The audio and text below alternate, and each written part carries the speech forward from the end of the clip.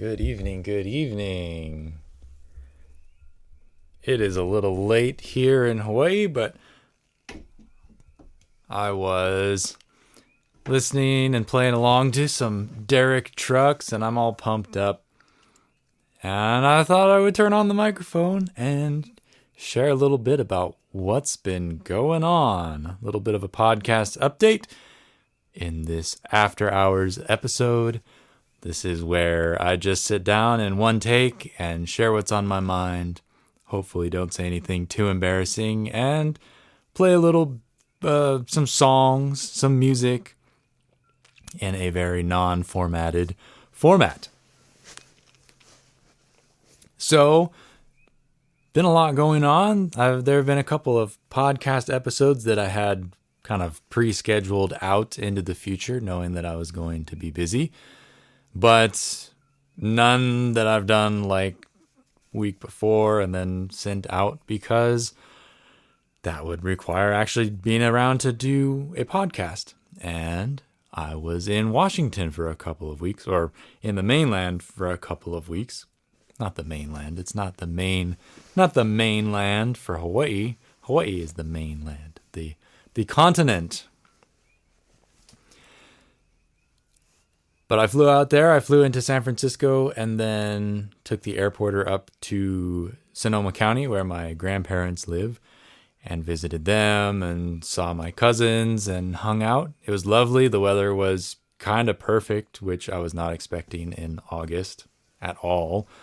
Usually it's kind of blazing hot and miserable, but it was really nice. And I stayed at my grandma's house and we'd sit out on the porch at night, and because the sun's out super late in California, which is really weird. The sun goes down at 9:30. So we were outside super late, which makes it hard to adjust to the time difference. It shouldn't be that difficult. It's only 3 hours, but going that way and going to a place where the sun's out so long, I lost a lot of sleep just because there was so much daylight. But we'd sit on the porch until late, and I'd play music, and we'd talk story and catch up, and it was a super lovely time. And got to see what my grandpa's up to. He's kind of a car stuff guy. He's got the shop and all of the car lifts and everything, but he's just really taking it easy, and it's just nice to catch up with them because, they're special people, and living out here in the middle of the Pacific, we're super far away, and with COVID and everything, it's been hard to, older folks haven't felt necessarily comfortable being out and about on planes and things like that, understandably, and so I haven't seen my grandparents in a while.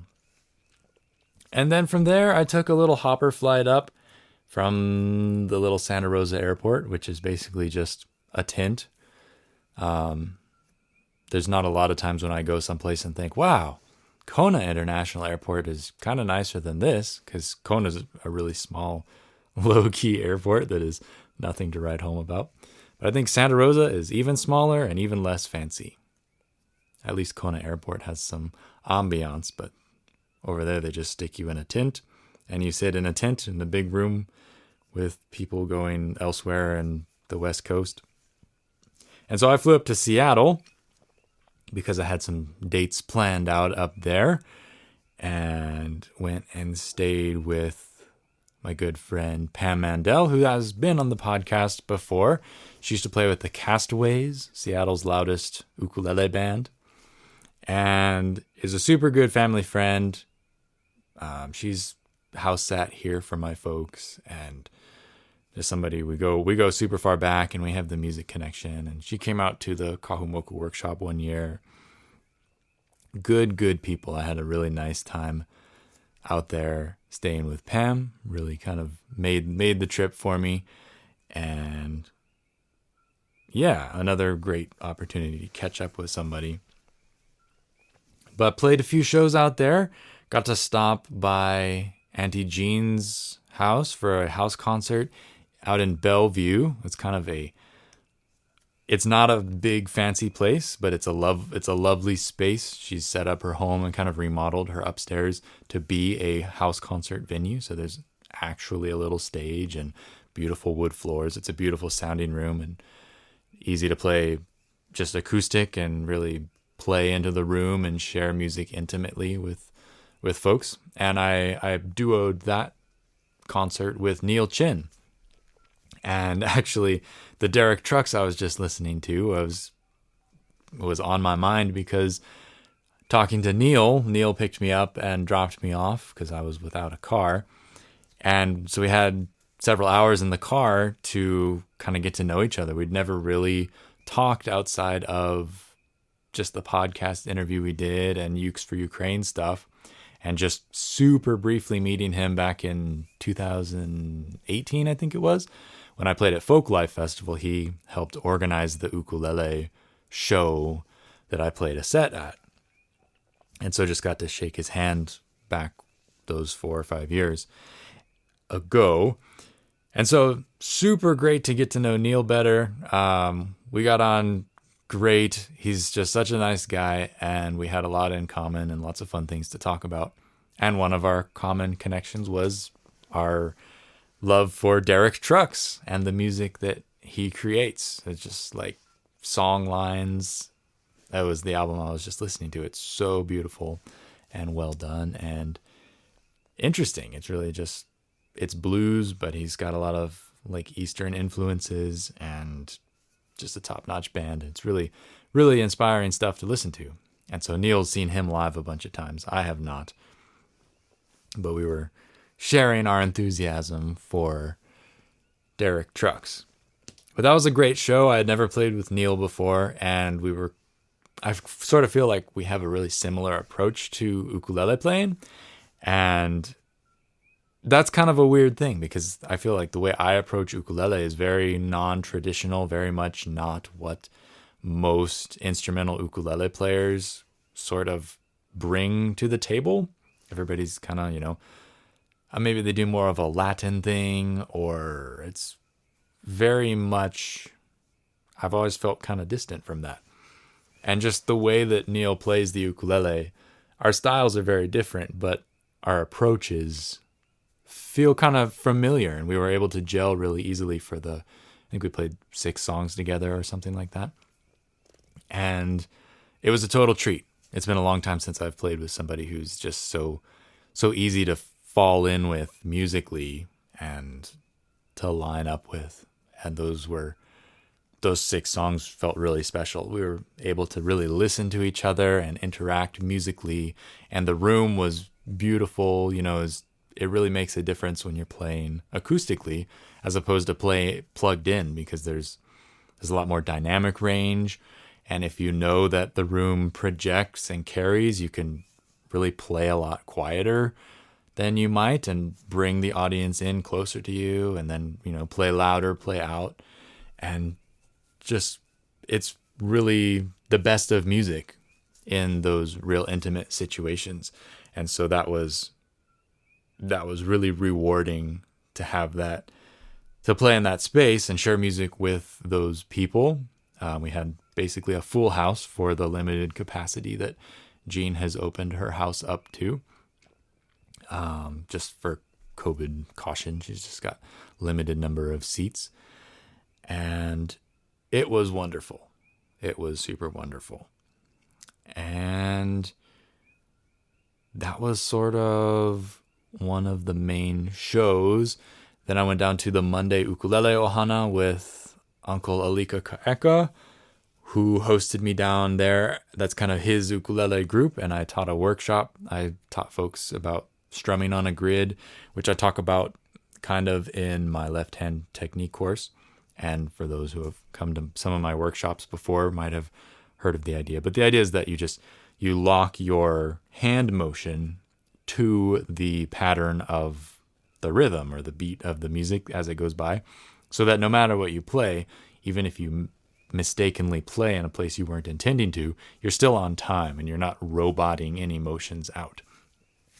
And so it was kind of a hard room to read because, everybody's focused on what I'm saying and trying to learn and make sure they're doing it right. And it was kind of one of those where I felt like, oh no, I'm losing them. They're not interested. I'm not connecting. there's a wall, and you start to kind of panic as a teacher. It's like, oh no, I'm failing. But then at the end, they came up and they're super excited. It's like, oh, it's so interesting and useful and blah blah blah blah blah. And so nice to make that connection and meet more folks. That's really one of the nice things about playing ukulele and being able to go places, is that people welcome you with open arms. They host you, they put you up in their house or whatever it might be, and they introduce you to their ukulele friends, and really just get to expand your network in that way. So yeah, got a new ukulele here that I'm getting to know. It's very different.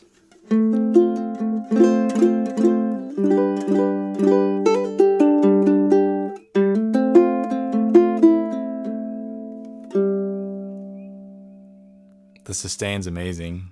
It's kind of weird as far as ukuleles go. It doesn't act like any ukulele I've ever played before. It kind of I just sort of put a finger on it a little bit ago before I turned the mic on, and that it sort of reacts like a piano. It almost has like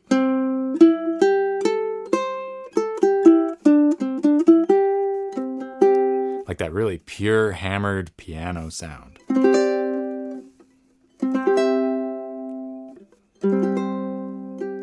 But here, let me move the mic into a better position and see what I can play. A very non-scientific mic movement. Oh no, it's falling.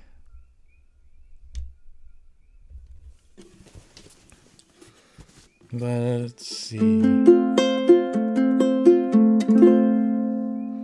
The problem with these podcasts is I don't have clearance for a lot of the songs that I play. Most of the time when you go play somewhere, the venue has, their licensing so that the artists can just play any song they want. But since this is my podcast, as far as I know, there's no general podcast usage that you can just play any song you want. So a lot of what happens here is originals or stuff that's kind of public domain. So that first song that I played was Ahilau Makani by the Three Graces of Hamo Hamo. It's mostly credited to Lili'u Okalani most of the time, but she credits it to the Three Graces of Hamo Hamo. We'll see. I think that's going to be part of a new set of songs that I'm going to record some videos on. Just a general how to play some Hawaiian songs kind of thing. But anyways, this is one of my songs off of the If Only album. Wow.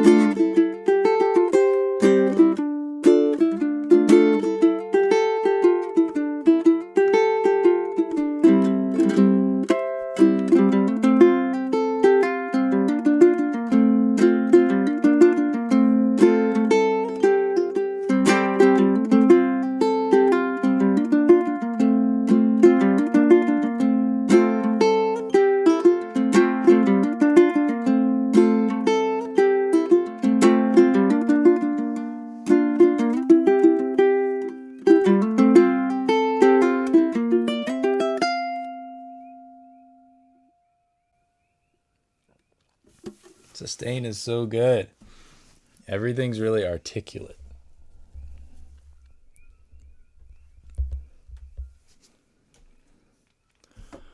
very articulate, very singing.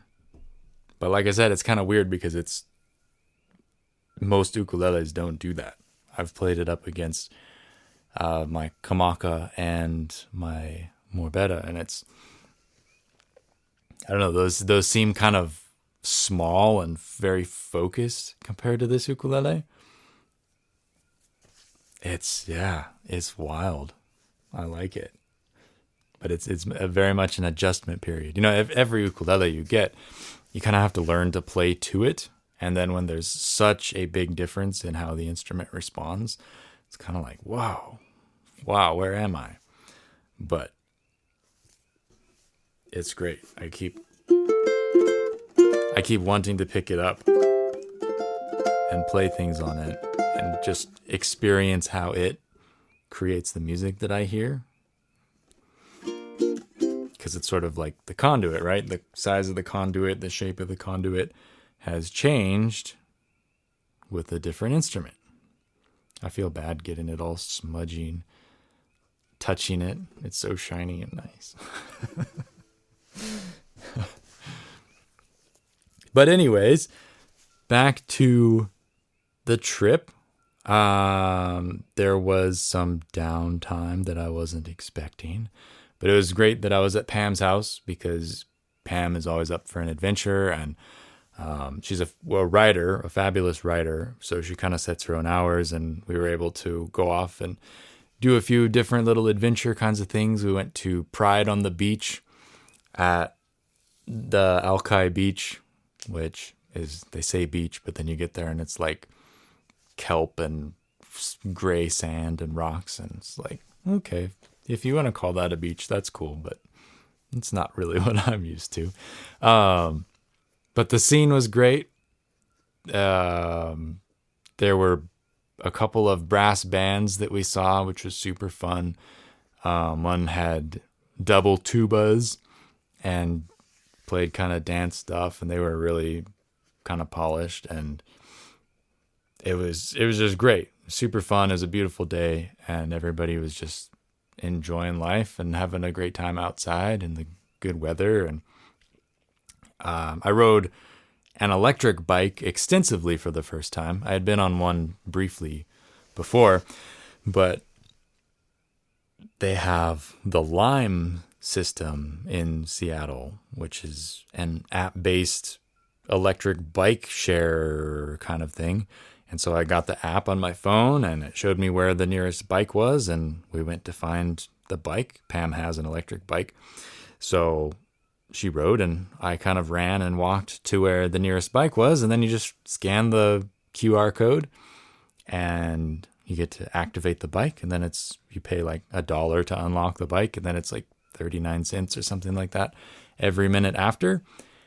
Not super cheap, but it's a lovely bike riding experience because the electric assist allows you to, go much further, much easier than you could if you were just sweating it out pedaling.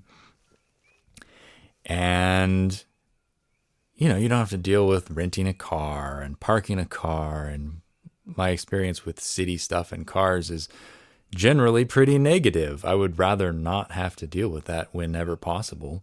I took Pam's car and drove down to the Monday ukulele ohana thing on I-5 down to Tacoma, and it was miserable.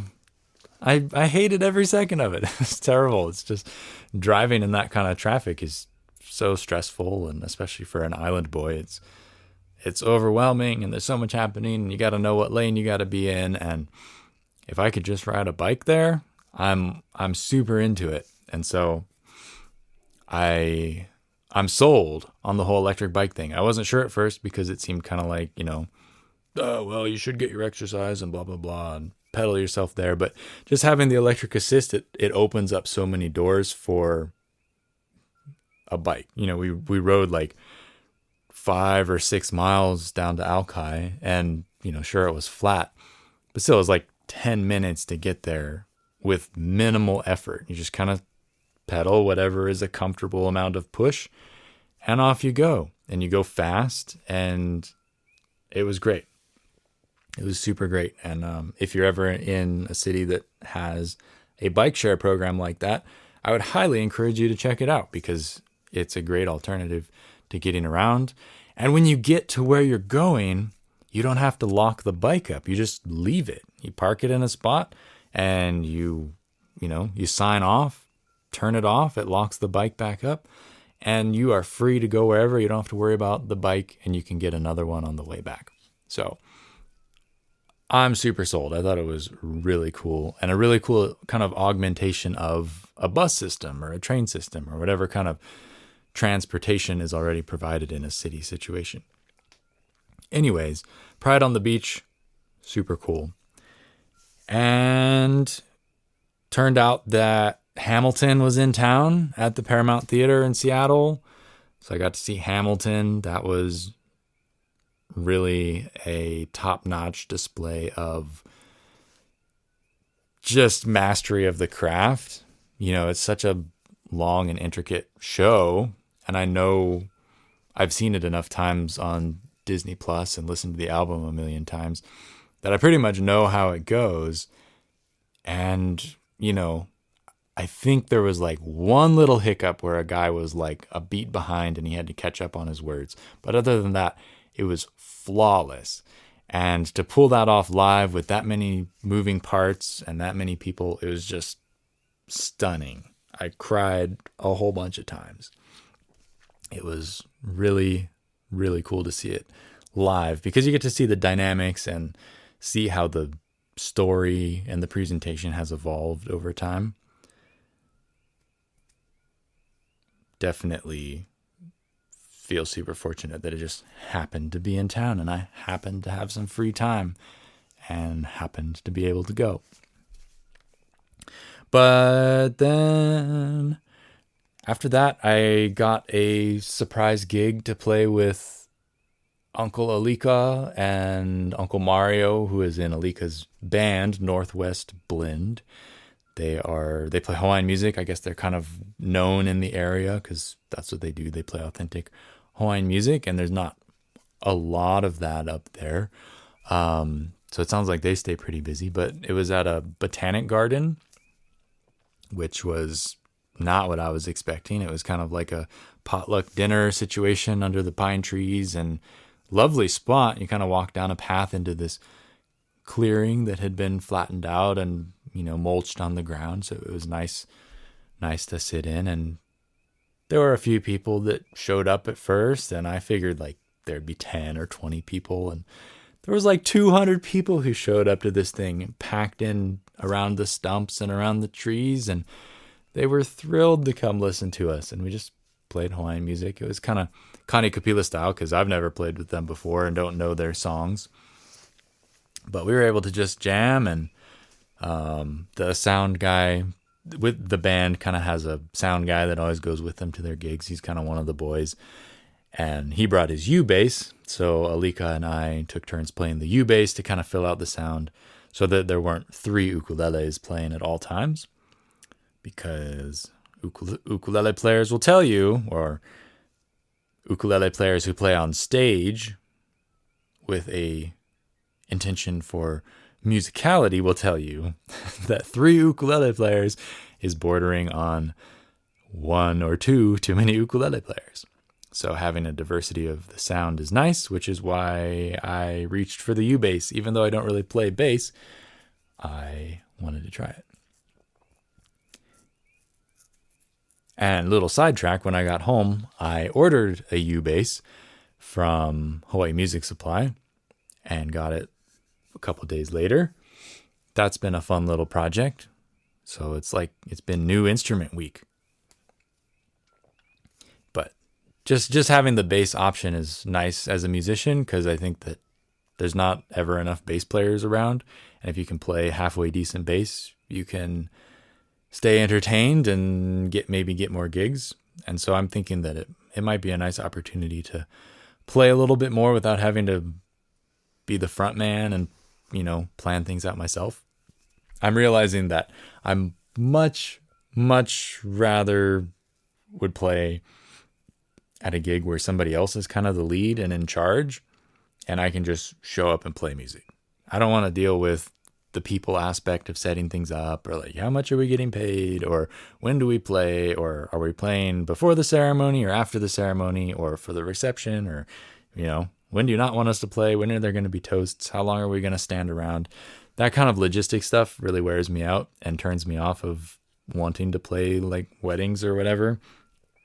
But when somebody else is in charge, like my lovely friend Larry, who plays in my current little Hawaiian music trio, he's the hustler. He sets up a lot of the gigs, and he tells me when to show up. I show up, set up my PA, plug in, play the music, and off we go. And Larry's the point man.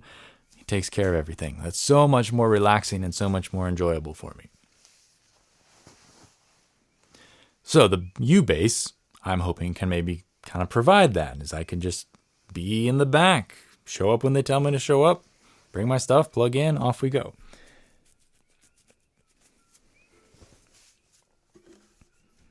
Let's try another song.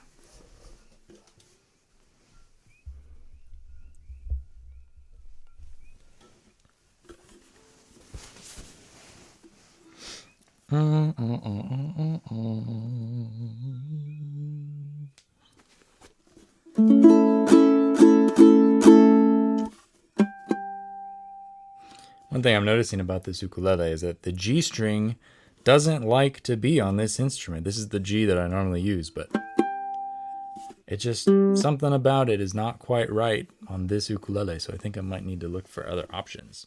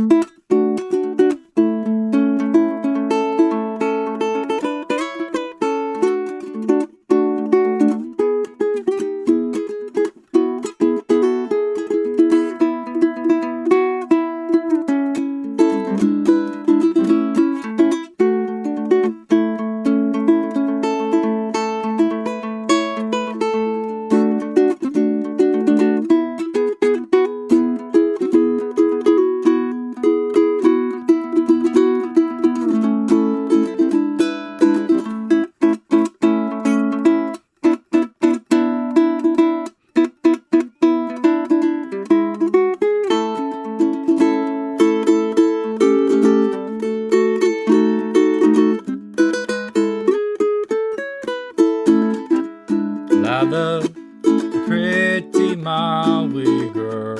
She lives at Waikapu.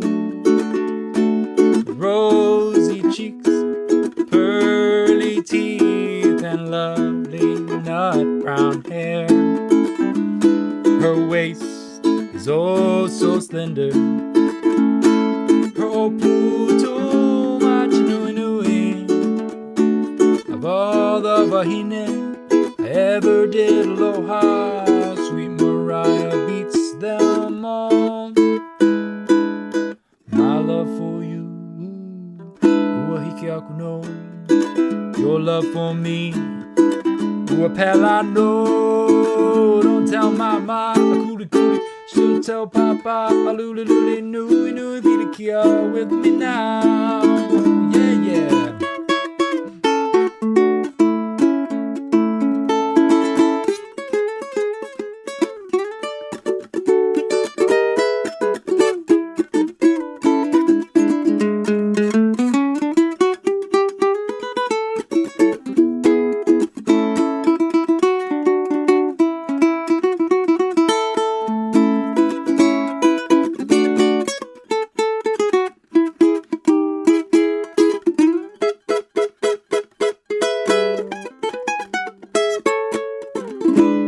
I love a pretty Maui girl. She lives at Waikapu, with rosy cheeks and pearly teeth and lovely nut brown hair. Her waist is oh so slender.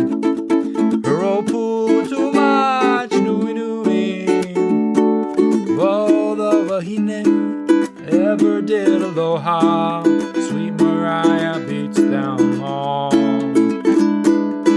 My love for you, uhiki aku no. Your love for me, upela no. Don't tell mama, akuri kuri.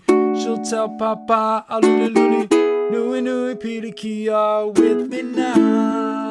Oh yeah. Nui nui pirikia with me now. One more time. Nui nui pirikia with me now.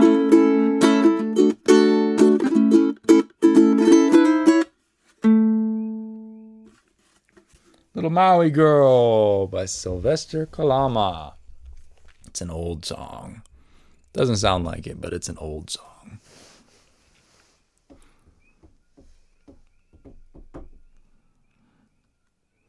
All right.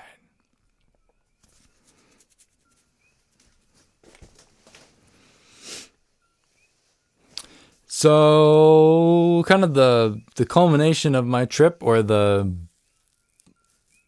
main reason that the trip happened when it did, was the Kalama Festival. That's down in the little town of Kalama, Washington, named after John Kalama, who moved there in the late 1800s. It's got a large Hawaiian population. It's sort of Hawaiian home away from home in a way. I remember Uncle Dennis used to talk about it a lot. I think he wrote some songs there. There was some story connection. But you know, Uncle Dennis, he had a connection to everything. Everything was always this story, then that story, then that story, then that story. Okay, trying to keep up here. But that's how I had heard of Kalama, and then my mentor Kyoki went out last year, maybe the year before, or last year maybe, to go help them and do the emu and, you know, just kind of be Hawaiian hands on the ground to do those kinds of things. And so I got to go this year, and it was really cool. Lovely people. It was a little chaotic, kind of like a last minute Hawaiian style thing. Everything was a little bit up in the air until, you know, okay, it's time to go on stage. Now it's your turn. Real low key, beautiful spot. It was in a park right on the Columbia River, kind of sandwiched between the river and the train tracks and I-5. It was all right there, and it was kind of noisy because the trains would be hammering by, and then there's just that industrial highway noise at all times. So not exactly quiet, but a beautiful spot. The little amphitheater that's there at the park was really nice to play at. Real kind of, I guess it's kind of new and clean. Oh my gosh, it's raining. That's great. It's been so dry. But I ended up playing Friday afternoon was like my official set. It was pretty quiet. I was kind of disappointed that there weren't more people because I was all pumped. It was like the end. We had made it to Kalama Festival. And so I felt like I played really well and was able to kind of nail my set, which is always nice. It doesn't always feel that way at all. So that was cool. And then on Saturday, they were short a couple of acts. So I went up again in the evening and kind of closed out the show, played a few more songs for another 45 minutes or so. And then actually we went next door, and there was kind of a VIP meet and greet. Not exactly sure who or what that was for, because it seemed like it was just the kind of performers and families. But it was a super fun little thing that we went over. There's an interpretive center about Kalama and the industry. I learned that Kalama is the second largest export port on the West Coast for grain. They train grain from like Minnesota and the Dakotas to Kalama to put it on a boat to send it to Asia or wherever. And it's 3 times more efficient to put it on a train than a truck when going over like 200 miles. And that trains, when you see a big diesel locomotive, is actually a diesel hybrid. All the train nerds out there are like, yeah, duh, Brad. But I didn't know that. The diesel motors are actually driving a generator, which then powers the electric motors, which move the train on the track, because the electric motors have way more torque and more precise control over movement and things like that.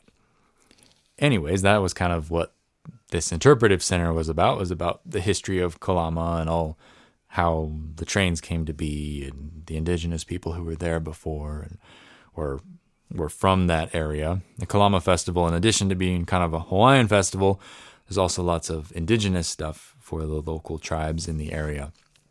And they did like a canoe ceremony where they brought in the canoes the first morning and landed them and did a ceremony around that. And then there was different indigenous groups and people presenting and, you know, on stage doing music. And there was actually a Sunday morning. It was kind of like a church service, but it was like hybrid indigenous native vibe plus, you know, Western Christian kind of a thing. It was super interesting. I was not quite sure where I was or couldn't quite get my head around it. But anyways, we played at the Interpretive Center Saturday night, and it ended up just being a jam.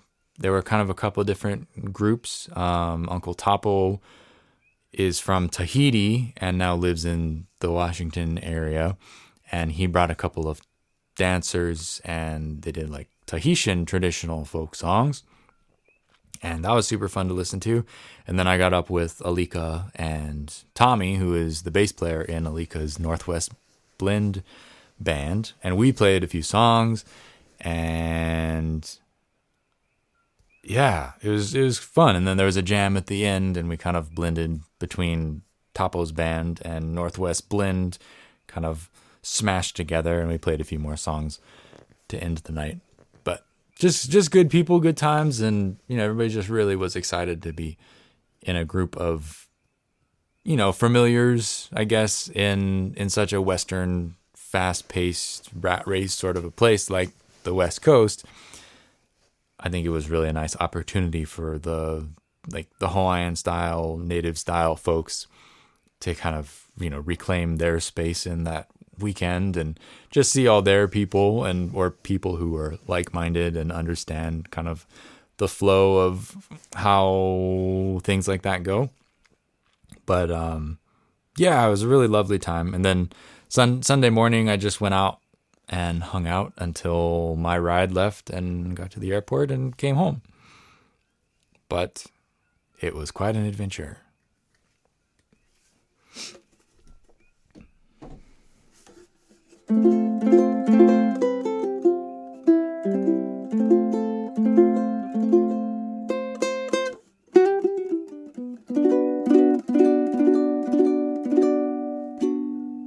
I wonder if I can remember how this song goes. I haven't played this in a long time. I've been pivoting away from my singer-songwriter stuff because it's just not the time for that anymore. It's like that era has kind of passed. So I haven't been playing a lot of singer-songwriter stuff. I've been mainly focusing on the Hawaiian songs and making sure I've got a good Hawaiian set and a strong Hawaiian set. And I think that's really important, but I also try to not forget songs that I wrote because they weren't bad or anything like that. It's just different.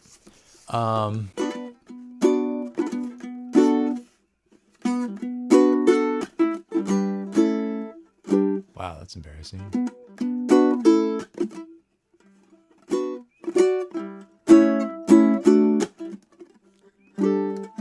Wow, it's not there.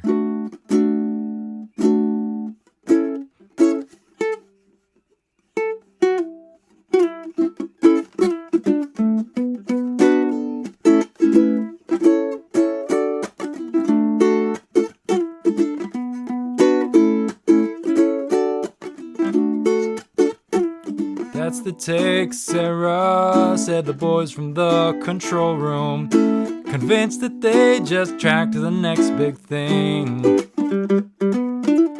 Thought she'd make, but she was a fake, high on Melodyne. but that didn't matter, the label would give her wings.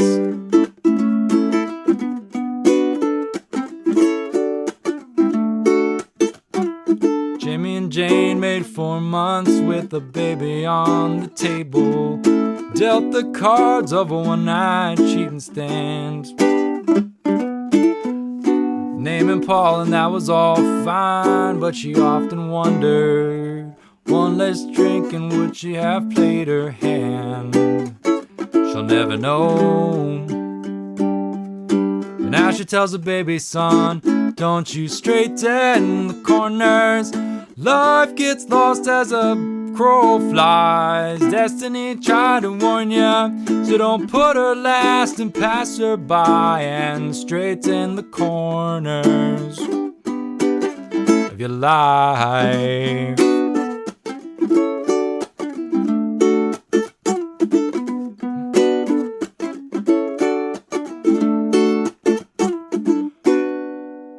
These are the lies you'll live with, screamed the oil runner's daughter. You can't put back what was never yours to take. In time he'll find that the land he mined could better have served as forest, but for now he bows to Exxon and their stakes.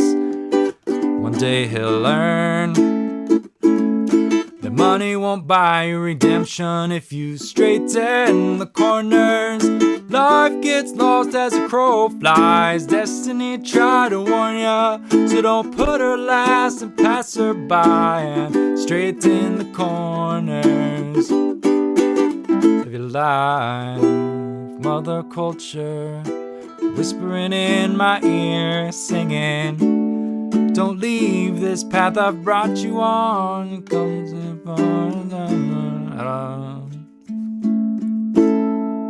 oh boy, I don't remember how that goes.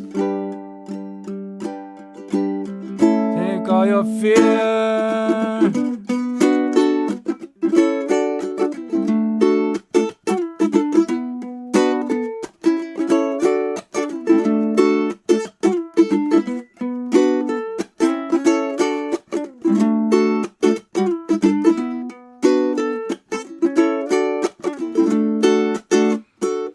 I won't straighten the corners, life gets lost as the crow flies, destiny tried to warn ya, so don't put her last and pass her by, and straighten the corners of your life.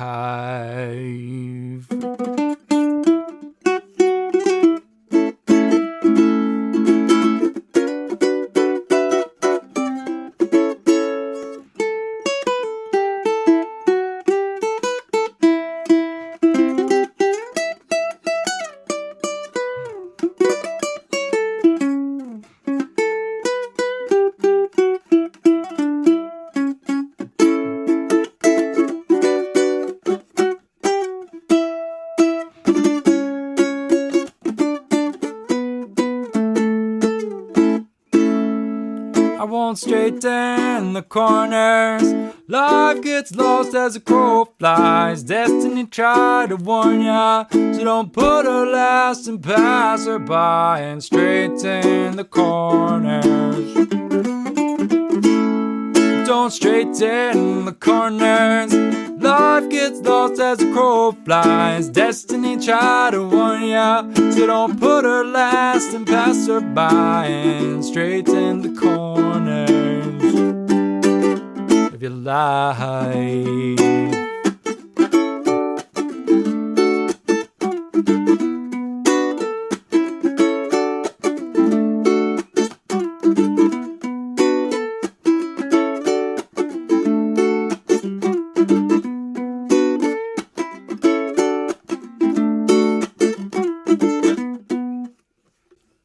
Boy, it's been 6 years since I recorded that song. That's crazy. I really haven't written a whole lot of new songs since then. But actually, I had the lovely opportunity to go up to Joey Bradley's studio. Joey's going to be in an upcoming podcast episode, maybe not this Saturday, but the third Saturday of September, I think. He came over here and brought some ukes, and we just talked story, and unfortunately lost some of the interview because my computer decided to go to sleep, which I didn't know it would do while it was recording. Surprise. But there's still a lot of really good conversation in there. I've got to make an intro and an outro and edit it and make sure it's great. And then I will upload it, and that should be lots of fun. But shortly thereafter, the next week after he came over here, I went up to his studio and we actually tracked one of my new songs just for fun, just kind of to do it. And so I don't think I'm ready to share that with the world yet. I have to decide what my game plan is for releasing that. But it was a lovely time, and that's one of the only originals that's I've really put together all the way in the past number of years. But yeah, ever since I got back home, been a lot of catch-up projects. I have been building sound panels for my house and my studio. And just Monday, today's Wednesday, I think. On Monday, I went to the fabric store in Hilo and found some fabric that I'm so glad kind of matches my curtains. I was flying blind because I forgot to take a curtain to the fabric store so I could compare as I was there. They didn't have enough yardage in the color that I wanted. But basically what the panels are for is it stops the, kind of knocks down the bounce reflections of sound in the room so that it's not, as when a sound happens, it doesn't linger quite as long. It kind of sucks it out of the air, so to speak, and balances everything out. And what you put in the panels is rock wool safe and sound is what I'm using, but it's basically just spun glass insulation, house insulation, but it's intended for sound treatment purposes and like walls and stuff. And fortunately, musicians and studio people can use it in sound panels. And so I've been in carpentry mode, making boxes for them and letting the glass air out. And just today I finished my 4th panel, and I got them hanging up in a little cloud over my desk, which seems to really kind of help a lot, really tightens up what I'm hearing out of my speakers. And hopefully once I add more to the rest of the room, it'll be even better and make it a more balanced sounding space for doing recording kinds of stuff like this. But yeah, that's been the big project, just trying to catch up, do a little bit of mowing up the hill and weed my colo and catch up on 2 or 3 weeks of not having given it enough attention. Though, of course, the lawnmower is broke because the fuel lines decided to fall down into the mowing deck and get chopped up by the pulley, unbeknownst to me last time I parked it, and all of the fuel in the front end of the system drained out. Not the whole fuel tank, but just what was in the lines. And so it needs new fuel lines. So that'll probably be a tomorrow or day after project. Just kind of catching up. My house is an absolute mess because it's been project mode. I need to go through and organize and get rid of some stuff and make some thrift store runs. Good stuff, though. All kind of progress-oriented things. I've been thinking, this is kind of an interesting thing. I've been thinking about my next course. I worked on right-hand technique for ukulele, actually, on the plane. I think I got kind of a pretty much outline dialed in for what I want to teach. I just need to drill down and figure out like materials and start teaching my way through it so I can envision how it's going to be. But in the meantime, I thought I would kind of throw out a quick little set of videos, some quick content, and just present some Hawaiian songs, how I would approach playing a handful of 3 or 4 or 5 different Hawaiian songs. And I thought this would accomplish a couple things. I could be putting out content. It could be song based. So if folks are, maybe not sure about the content of Left Hand Technique or Sixth Sense, or they've already done those courses and they want to have more material to work the ideas of those courses into, then these additional songs could be kind of a sandbox for that. So I want to teach, I'm thinking maybe five Hawaiian songs in a set, and just show you how to play a basic melody, and then how I would approach like filling it out to be kind of like a solo Hawaiian style piece, and how I do some of my slack key style ukulele things. It's going to be tricky to teach because a lot of that stuff is just so much feel based and just kind of happens on its own because I've experimented with it so much over the years. But I think it'll be cool because there's not a lot of material that I've seen on like actual Hawaiian style slack key sort of songs for ukulele, at least not in video content. I know there are a few songbooks that you can get. Anyways, those songs that I'm putting together, I have decided to start, or I'm trying, LilyPad. It's a piece of software that's used for engraving music.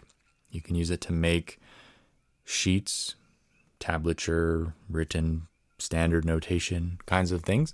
I've used Guitar Pro in the past, but Guitar Pro bugs me because it's very inflexible with kind of what you can do with it. If you want to do something that it doesn't support, you're just tough beans out of luck. There's no way to work around it. But LilyPond is actually a text-based compiler. So you write the sheet music like you would code a website, and then you save it, and LilyPond interprets the code and outputs it as the PDF. So I got kind of a sister program that facilitates LilyPond and allows you to kind of like live preview what you're coding and relate where you're at in the code to what you see on the page.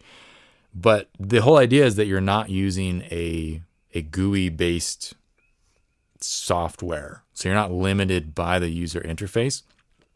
And from what I can tell, you can do anything with it if you have the patience and can get over the learning curve of, oh, this looks scary.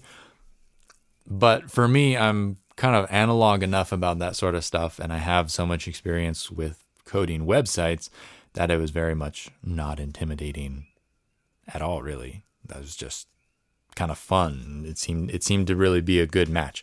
And I really like simplicity of like LilyPond engraves things to a kind of classical music standard. And you can change anything you want, but just throwing notes at it, it outputs a beautiful page. And so I think that in the long run, once I pretty much have it dialed now.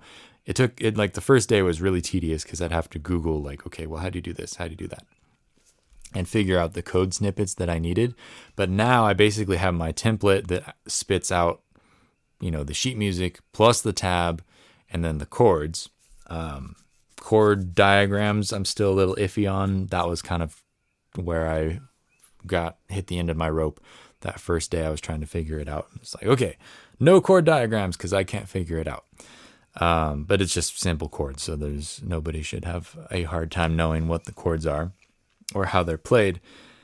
But it's a very interesting approach, and it's free. LilyPond is open source and free. I was trying Dorico for a while because that's supposed to be really great, but it took me, I put just as much time in that first day trying to learn Dorico, and I felt like I had made less progress trying to learn that system, even with the GUI user interface.